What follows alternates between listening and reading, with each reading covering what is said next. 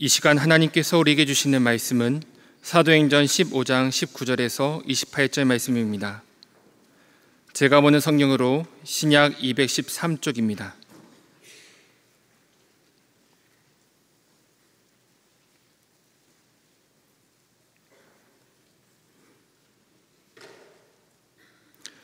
하나님의 말씀을 봉독하겠습니다. 그러므로 내 의견에는 이방인 중에서 하나님께로 돌아오는 자들을 괴롭게 하지 말고 다만 우상의 더러운 것과 음행과 목매어 죽인 것과 피를 멀리하라고 편지하는 것이 옳으니 이는 예로부터 각 성에서 모세를 전하는 자가 있어 안식일마다 회당에서 그 글을 읽음이라 하더라. 이에 사도와 장로와 온 교회가 그 중에서 사람들을 택하여 바울과 바나바와 함께 안디옥으로 보내기를 결정하니 곧 형제 중에 인도자인 바사바라 하는 유다와 실라더라. 그 편에 편지를 붙여 이르되 사도와 장로된 형제들은 안디옥과 수리아와 길리기아에 있는 이방인 형제들에게 문안하노라. 들은즉 우리 가운데서 어떤 사람들이 우리의 지시도 없이 나가서 말로 너희를 괴롭게 하고 마음을 혼란하게 한다 하기로 사람을 택하여 우리 주 예수 그리스도의 이름을 위하여 생명을 아끼지 아니하는 자인 우리가 사랑하는 바나바와 바울과 함께 너희에게 보내기를 만장일치로 결정하였노라. 그리하여 유다와 실라를 보내니 그들도 이 일을 말로 전하리라. 성령과 우리는 이 요긴한 것들 외에는 아무 진도 너희에게 지우지 아니하는 것이 옳은 줄 알았노니. 아멘. 사도행전에 보면 오늘 본문 앞쪽 내용이죠. 이미 앞에서 초기 교회에 갈등이 생기고 문제가 생긴 적이 있었습니다. 그때마다 문제를 잘 해결했습니다. 성령께서 도와주시기를 함께 기도하며 지혜를 얻고 그리고 마음을 모아 해결했습니다. 그 결과 교회는 든든히 서갔고 또 조직적으로도 체계를 잡아갔습니다. 어떤 사람이든지 어떤 공동체든지 살아있고 성장하는 것에는 문제가 생깁니다. 죽은 것에는 문제가 생기지 않습니다. 죽은 것은 그냥 변하지 않고 그대로 있거나 썩어 없어지든지 둘 중에 하나니까 말입니다. 그러니까 문제가 있는 것, 문제가 생기는 것, 그것이 문제가 아니고 문제를 해결할 수 없는 것, 바로 그것이 심각한 문제인 겁니다. 그리고 문제라는 것은 모든 문제는 해결하고 나면 반드시 발전하고 성장합니다. 성장하는 교회, 부흥하는 교회도 문제가 생깁니다. 문제가 전혀 없다면야 얼마나 좋겠습니까? 많은 이 사도행전에 나오는 안디옥 교회도 그랬습니다. 바울과 바나바가 안디옥 1차 전도 여행, 선교 여행을 마치고 안디옥 교회에 돌아와서 사역을 하고 있는데 교회에 문제가 생겼습니다. 유대로부터 온 어떤 사람들이 문제를 일으킨 거죠. 그 사람들은 유대인 그리스도인들입니다. 그동안 안디옥 교회는 유대인과 이방인들이 어울려서 신앙생활을 잘하고 있었습니다. 유대인이니까 이렇게 해야 되고 이방인이니까 이걸 더 해야 되고 그런 거 없었습니다. 유대인이든 이방인이든 오직 예수님을 주로 믿어 구원받은 그리스도인으로서 복음적인 신앙생활을 하려고 노력을 했죠. 유대로부터 온 어떤 사람들이 안디옥 교회에 들어와서 무슨 문제를 일으켰느냐 하면 그들이 복음의 진리를 무너뜨리는 내용을 안디옥 교인들에게 가르쳤습니다. 이방인들도 모세의 법에 따라 할례를 받지 않으면 구원을 받을 수 없다, 그 주장을 한 겁니다. 그들은 그리스도인이 되었음에도 불구하고 모세의 율법에 아직 매달려 있는 사람들이었어요. 그리스도를 구주로 믿고 영접했으면서도 전통적인 인습에서 벗어나지 못한 그런 사람들이었어요. 이방인의 구원의 근거를 율법, 즉 할례와 연결지어서 생각했기 때문에 교회 안에 문제를 일으킨 것입니다. 그동안 쉽게 이방인 전도가 이루어진다 싶더니 마침내 올 것이 왔습니다. 복음 회방꾼이 나타난 거죠. 오직 믿음으로 구원을 얻는다는 진리에 할례를 조건으로 껴넣음으로 복음이 또 다른 율법이 되어버린 것입니다. 이 주장은 안디옥 교회 교인들이 새롭게 듣는 주장이죠. 그전에는 이런 주장을 들어본 적이 없었던 거죠. 그러니 그런 진리를 듣지 못했기 때문에 갈등과 다툼이 일어나게 된 것입니다. 이 문제는 초대교인들에게는 그냥 단순한 문제가 아니었습니다. 이 문제는 그냥 놔두면 알아서 없어지는 그런 문제가 아니었어요. 그렇기 때문에 바울과 바나바를 선택해서 예루살렘 교회에 파송을 한 겁니다. 본문 앞에 15장 앞에 2절에 바울 및 바나바와 그들 사이에 적지 아니한 다툼과 변론이 일어난지라 형제들이 이 문제에 대하여 바울과 바나바와 및 그 중에 몇 사람을 예루살렘에 있는 사도와 장로들에게 보내기로 작정하니라. 그 당시 이방 지역에 교회가 세워지면 그 세워진 교회들을 예루살렘 교회의 사도들이 지도를 했습니다. 새로 교회가 세워지면 예루살렘 교회에 파송을 받은 사도들이 가서 방문을 하고 인증을 한 거예요. 이 기독교 복음으로 세워진 교회다. 그러니까 당시에는 예루살렘 교회가 컨트롤 타워 역할을 한 거다 그 말입니다. 그랬기 때문에 바울과 바나바를 안디옥 교회가 예루살렘 교회에 보낸 것은 예루살렘 교회에 가서 이 문제를 답을 얻어서 오시오. 예루살렘 교회의 신앙 지도를 받아서 와 주시오라고 해서 보낸 거예요. 그래서 바울과 바나바가 예루살렘 교회에 갔고 거기에 있는 사도들과 거기에 장로들과 교인들을 만나게 된 것입니다. 본문 앞에 1절과 그리고 4절과 25절에 언급된 어떤 사람들에 해당되는 사람들은 유대주의자 그리스도인들입니다. 그들은 사도들의 지시를 받은 것도 아니고 그리고 복음의 진리에 정통한 사람들도 아니었습니다.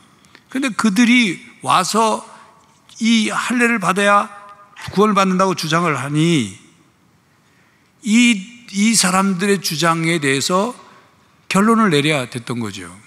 그런데 한편으로 보면 이 유대인 그리스도인들의 입장, 그들이 왜 이런 주장을 하는지에 대한 마음의 자세를 한번 이해해 볼 필요는 있어요. 유대인들은 자신들에 대해서 상당한 자부심을 가지고 있었습니다. 자신들이 하나님으로부터 선택받은 선민, 그러니까 선민의식과 자신들은 하나님의 거룩한 하나님의 백성이라는 성민의식을 가지고 있고 뿐만 아니라 자신들은 할례받은 민족이라는 자부심과 우월의식을 가지고 살았어요. 그래서 이방인들에게 대해서는 할례받지 못한 족속들이다 그러면서 차별하고 무시했죠. 그런 유대인들에게 성자 하나님이 사람이 되어 오셨고 십자가에서 죽으셨고 죽으신 지 3일 만에 다시 부활하셨고 40일 동안 지상에 계시다가 승천하셨죠. 승천하신 뒤 열흘째 되는 날 오순절에 약속하신 성령님이 강림하셨습니다. 그래서 교회가 시작된 거예요. 그런데 이 교회가 시작될 처음 복음을 받고 들은 믿게 된 사람들이 누구냐면 유대인들이 먼저 믿게 된 거죠. 예루살렘에 있는. 그런데 그들 중에 어떤 사람들은 나중에 율법과 할례를 요구하지 않는 바울의 메시지가 위험스러울 정도로 불완전하다고 생각을 했는지도 모릅니다. 유대인으로서 가장 중요하게 여겼던 모세의 율법과 할례를 폐기한 것처럼 보이기 때문이죠. 여러분, 그러나 그것은 율법의 폐기가 아니라 율법의 완성이었습니다. 예수님께서 말씀하셨지 않습니까? 예수님이 이 땅에 오신 것은 율법을 폐기하러 오신 것이 아니라 율법을 완성하러 오셨다 말씀하셨잖아요. 예루살렘 공의회가 이방인의 구원 문제를 해결하기 위해서 소집이 되었습니다. 이 회의를 예루살렘 종교회의라고 부르기도 하고 제1회 기독교 총회라 그렇게 말하기도 합니다. 그런데 예루살렘 교회 내에도 이방인에 대한 태도가 두 갈래로 나뉘어져 있었습니다. 5절에 보면, 본문 앞에 5절 보면 바리새파 중에 어떤 믿는 사람들이 일어나 말하되 이방인에게 할례를 행하고 모세의 율법을 지키라 명하는 것이 마땅하다 하니라, 이렇게 주장하는 사람이 있었단 말이죠. 유대로부터 와서 안디옥 교회에 와서 이상한 주장을, 그런 주장을 하는 사람들과 똑같은 주장을 하는 사람들이 예루살렘 교회 안에도 있었다, 그 말입니다. 이런 분위기에서 예루살렘 공의회 회의가 시작이 된 겁니다. 이 회의는 예루살렘 교회의 담임 목사격인 야고보와 그리고 베드로, 바울과 바나바, 예루살렘 교회의 장로들, 그리고 교인들이 참석을 했어요. 아마 교인들은 방청객석에 참석했겠죠. 사도행전 15장에는 대표적인, 그 회의에서 발언한 대표적인 발언만 기록을 했기 때문에 간략하게 보일지 모르지만 아마 그 앞에 많은 찬성 발언과 반대 발언이 많이 있었을 겁니다. 그런데 이제 대표 발언의 첫 발언자는 베드로입니다. 대표적인 사도이기 때문에이기도 하고, 이방인에게 최초로 복음을 전하고 세례를 베풀고, 그리고 성령께서 그들에게 행하신 그 일, 하나님께서 이방인인 고넬료와 가족과 친구들에게 성령을 선물로 주시는 것을 목격했기 때문에 베드로가 먼저 발언을 시작했습니다. 그것이 본문 앞에 7절부터 11절까지의 베드로의 발언 내용이 나옵니다. 베드로는 자기 주장을, 자기 의견을 주장한 것이 아니라 성령께서 자기를 통해서 행하신 일들을 말했습니다. 성령을 이방인들에게 주신 일은 곧 하나님께서 이방인들을 받으셨다, 받아들이셨다, 그런 의미다, 이런 주장을 한 거예요. 그 다음 발언은 선교사 바울과 바나바의 발언입니다. 이들은 이방인들에게 선교하는 과정에서 하나님께서 이방인들에게 행하신 표적과 기사를 그대로 증거했습니다. 자신들이 겪은 것을 간증했습니다. 이것을 토대로 이방인들도, 하나님이 이방인들에게 표적과 기사를 행한 것을 보면 하나님이 이방인들도 받아주시는 것이다, 이방인들도 믿음으로 구원이 가능하다, 이 주장을 했습니다. 그리고서 이제 베드로와 바울과 바나바의 주장을 들은, 발언을 들은 야고보가 결론과 같은 발언을 했습니다. 야고보는 구약성경 아모스서 9장 11절 12절에 나오는 예언, 후에 예수 그리스도를 통해서 이방인들이 구원을 받을 것이라는 예언의 말씀을 야고보가 말했습니다.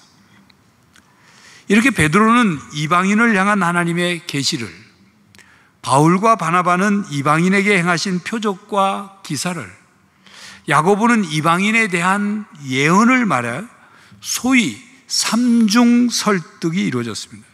이것은 인간적인 논리의 귀결이 아닙니다. 하나님의 계시, 하나님의 표적과 기사, 하나님의 예언의 말씀, 이 세 가지가 합하여진 하나님의 뜻이라는 결론이에요. 예루살렘 공의회는 사람들의 의견을 수렴하는 회의가 아니었습니다. 다수의 사람의 입장을 반영하는 다수결 원칙의 회의도 아니었습니다. 하나님의 뜻을 찾아가는 회의였어요. 성령이 인도하시는 방향을 찾은 회의였습니다. 구원을 어떻게 하면 받을 수 있느냐, 그걸 토론하는 그런 회의가 아니었어요. 하나님의 구원을 성령께서 어떻게 보여주셨고 어떻게 행하셨는지 그것을 함께 확인하는 회의였어요. 오직 예수 그리스도를 믿는 믿음으로 구원을 얻는다는 이 복음의 진리는 회의를 통해서 바꾸거나 변하게 할 수 있는 것이 아니기 때문입니다. 여러분, 하나님의 뜻을 찾아가는 회의는 오늘도 교회가 배우고 실천해야 할 회의의 모습입니다. 회의가 합리적이고 이성적이고 논리적이고 그리고 다수결의 원칙으로 민주적으로 진행되는 것도 필요하지만 무엇보다도 중요한 것은 하나님의 뜻을 찾아가고 하나님의 뜻에 합당한지를 분별하는 회의가 되어야 하는 것입니다. 자기 중심적인 주장이나 신념을 관철시키기 위해서, 자기의 자존심을 지키기 위해서 또는 다른 사람과의 안면 때문에 회의가 진행된다면 그것이 교회를 분쟁으로 끌고 가는 원인이 될 것입니다.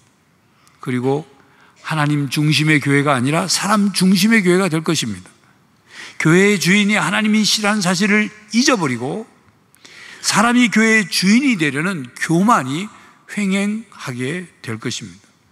그러므로 우리는 회의에서뿐만 아니라 교회 생활에서도 함께 봉사하면서도 함께 하나님의 뜻을 찾고 하나님의 뜻을 분별하려고 애쓰고 사람 중심이 아니라 하나님 중심으로 신앙생활을 할 수 있기를 바랍니다.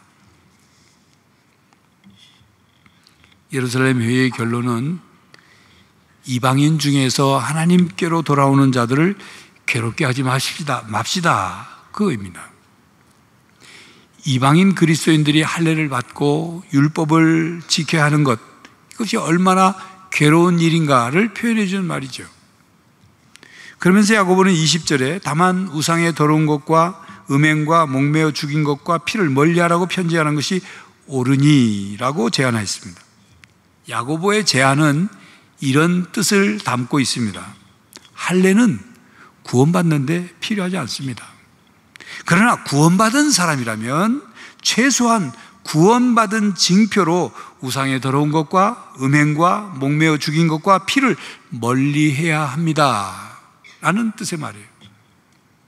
그러나 우상의 더러운 것과 음행과 목매어 죽인 것과 피를 멀리하는 것, 그것 또한 구원받기 위한 전제 조건은 아닙니다. 그런 뜻이에요.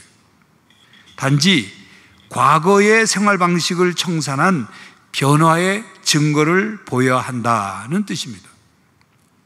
이것은 예루살렘 교회도 안디옥 교회와 같은 이방 교회도 다 동의할 수 있는 내용이었어요. 이 결정에 모두 승복했습니다. 사실은 예루살렘 공회에 성령이 역사하셨습니다. 회의에 참여한 사람들이 성령의 인도하심을 받았습니다. 성령님께서 발언하는 베드로와 발언하는 바울과 바나바와 발언하는 야고보의 마음과 입술을 주장하셨습니다. 28절을 보십시오. 성령과 우리는 이 요긴한 것들 외에는 아무 짐도 너희에게 지우지 아니하는 것이 옳은 줄 알았느니. 이 말은 모인 우리들의 생각과 의견이 이렇게 모아졌습니다 라고 고백하는 말이 아니에요. 성령님께서 이렇게 하도록 관여하셨고 성령님께서 우리들의 마음과 신앙을 모아주셨고 그렇게 해서 결정한 것입니다 라는 고백이에요. 그렇게 예루살렘 교회가 공식적인 입장과 성령의 뜻을 동일시했고 성령의 인도하심에 민감한 그런 회의 결정을 한 것입니다. 사도 야고보의 제안을 구체적으로 살펴보겠습니다. 19절 20절입니다. 그러므로 내 의견에는 이방인 중에서 하나님께로 돌아오는 자들을 괴롭게 하지 말고 다만 우상의 더러운 것과 음행과 목매어 죽인 것과 피를 멀리하라고 편지하는 것이 옳으니. 예루살렘 공의회는 야고보의 제안을 받아들여 4가지 조항 외에는 다른 멍에를 지우지 않기로 결정하고 사절단을 안디옥에 파견하여 공회 결정을 공적으로 낭독하고 안디옥 교회 및 이방인 그리스도인들을 위로했습니다. 28절 29절입니다. 성령과 우리는 이 요긴한 것들 외에는 아무 짐도 너희에게 지우지 아니하는 것이 옳은 줄 알았노니 우상의 제물과 피와 목매어 죽인 것과 음행을 멀리할지니라. 이에 스스로 삼가면 잘 되리라. 평안함을 원하노라 하였더라.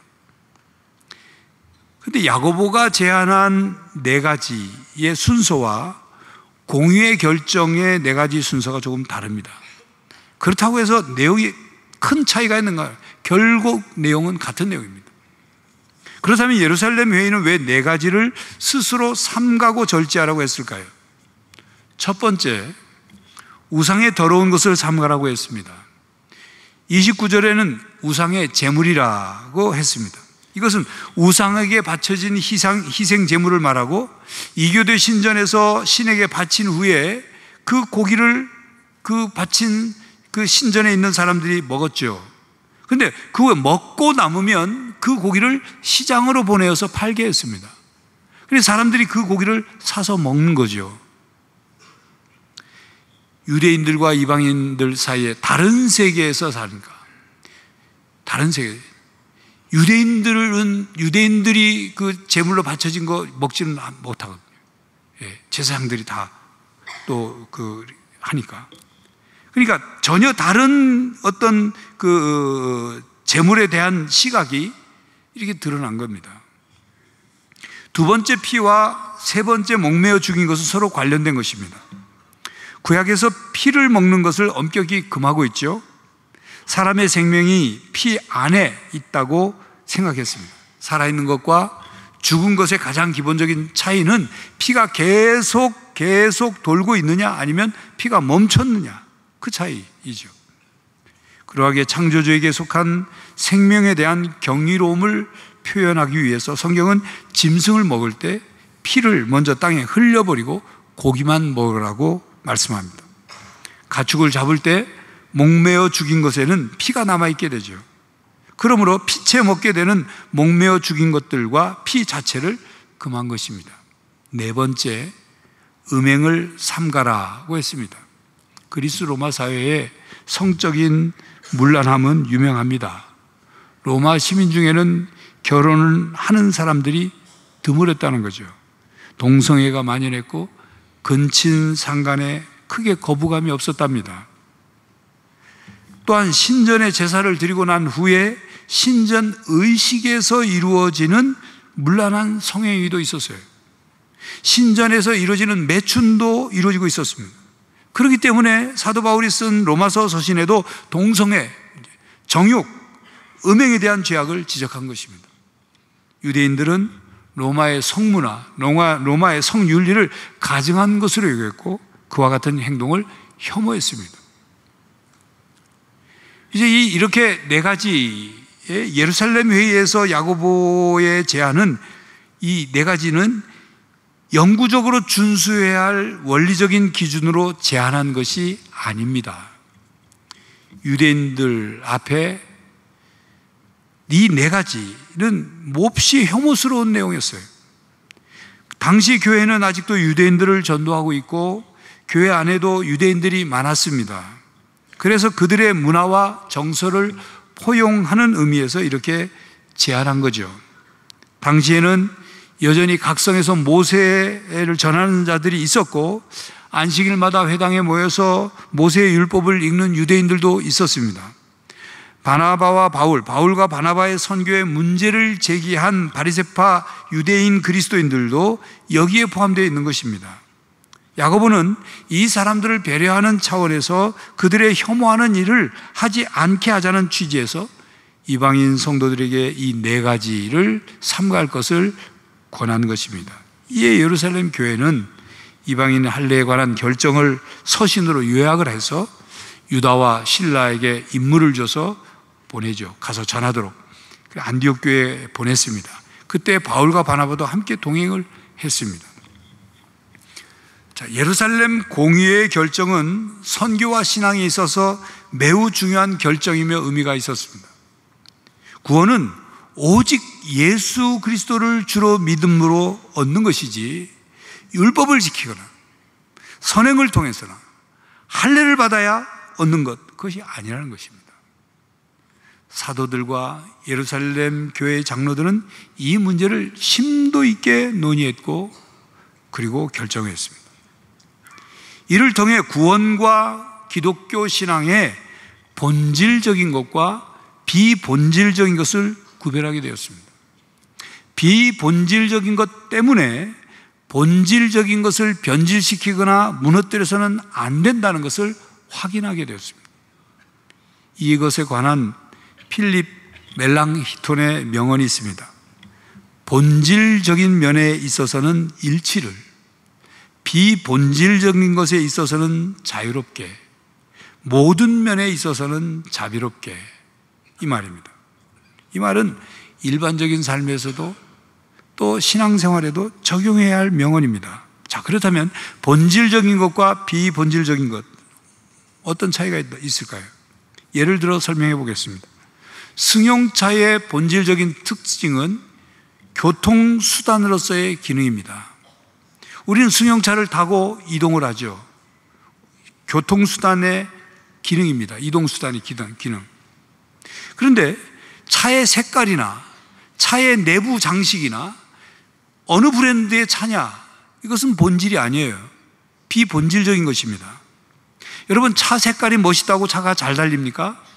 차 색깔이 무겁고 어두운 색이면 차가 잘 안 나갑니까? 아니잖아요. 그런데 자동차는 달리지 못하면 그 본질적인 기능을 잃어버렸으니 그건 고철덩어리죠. 자, 구원의 핵심의 본질은 예수 그리스도께서 십자가에서 우리를 위해 대속의 죽음을 주셨고 그 다시 부활하신 그분을 주로 믿는 믿음, 이것이 본질이에요. 하나님의 은혜로 인한 구원을 베푸시는 것, 이게 본질이에요. 그렇습니다. 할례 율법을 지키는 것이 구원을 받게 하는 게 아닙니다. 구원의 본질이 아니에요. 갈라디아서 5장 6절에 이렇게 말합니다. 그리스도 예수 안에서는 할례나 무할례나 효력이 없으되 사랑으로서 역사하는 믿음뿐이니라. 우리가 오직 예수 그리스도를 주로 믿음으로 하나님의 은혜로 말미암아 구원을 얻었어요. 그러므로 우리의 신앙 강령이 뭡니까? 5가지 신앙 강령. 오직 믿음, 오직 은혜, 오직 성령, 오직 그리스도, 오직 하나님께 영광. 이 종교개혁 5가지 강령, 이 우리의 신앙의 강령 아닙니까? 사도행전 15장은 온 교회가 이방 선교를 공식적으로 결정하게 된 중요한 정기입니다. 이 결정이 우리에게도 적용이 된 거예요. 이방인인 우리들에게도 적용이 돼서 구원을 받게 된 겁니다. 이방인이 유대인이 되어야, 할례를 받고 유대인처럼 음식을 먹고 유대인 복장을 하고 이래야 하나님 백성이 되는 것이 아니라 자신의 문화를 유지한 채 하나님의 백성이 될 수 있다는 결정을 한 거예요. 예루살렘 회의는 교회에 문제가 발생했을 때 문제를 함께 해결해 가는 회의였습니다. 하나님의 뜻을 찾고 성령의 인도하심에 따라 서로 마음을 하나로 모았습니다. 그래서 서로의 의견을 비방한 것이 아니라 서로의 의견을 존중하고 경청했어요. 그렇다고 해서 원칙도 없이 모든 사람들이 이 말하면 이렇게 저 말하면 저렇게 이리 흔들 저리 흔들 그렇게 한 건 아니에요. 말씀에 근거하여 성령의 인도하심에 따라 구원의 은혜의 본질을 지키며 사랑의 원리를 적용한 회의였습니다.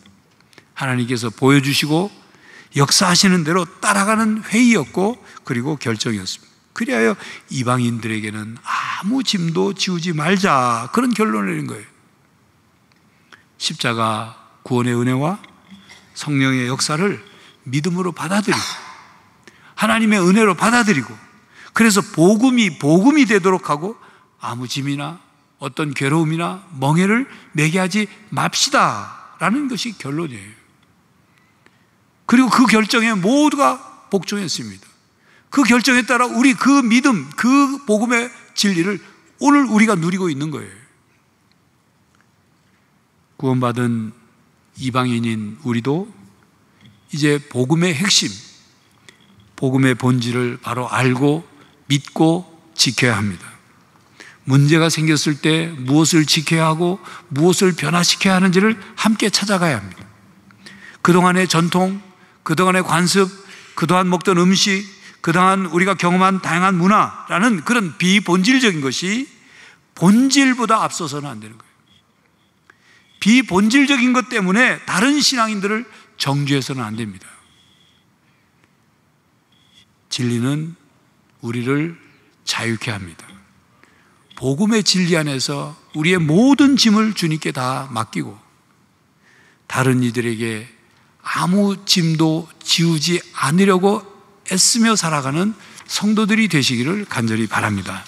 기도하겠습니다. 하나님, 우리에게 예수 그리스도를 보내주시고 예수 그리스도를 주로 믿어 구원받고 하나님 자녀, 하나님 백성 되게 하시니 감사합니다. 구원받은 자로서 이 땅에 하나님 자녀답게, 하나님 백성답게 살아가게 하시고 우리가 받은 믿음, 깨달은 믿음, 그 복음, 그것을 복음의 본질을 지키고 바로 믿게 해주시고 비본질적인 것 때문에 복음의 본질이 훼손되거나 다른 이들을 정죄하거나 다투고 갈등이 일어나는 일이 생겨나지 않도록 성령 하나님 우리의 마음을 하나로 모아 주시옵소서. 예수 그리스도의 이름으로 기도하옵나이다. 아멘. 성도 여러분, 우리는 오직 믿음으로 하나님의 은혜로 말미암아 구원을 받았습니다. 복음의 본질을 바로 알고 바로 믿고 지켜야 합니다. 비본질적인 것으로 복음을 변질시키지 말고 복음의 진리 안에서 자유를 누리며 살아가는 성도들이 되시기를 간절히 바랍니다. 지금은 우리 주 예수 그리스도의 은혜와 하나님 아버지의 사랑과 성령 하나님의 교통하심이 복음을 바로 믿고 지키고 비본질적인 것 때문에 복음의 본질을 훼손하거나 서로 다투고 갈등을 일으키지 않기로 다짐하는 모든 성도들과 가정과 삶의 터전 위에 이제로부터 영원히 함께 하시기를 간절히 축원하옵나이다. 아멘.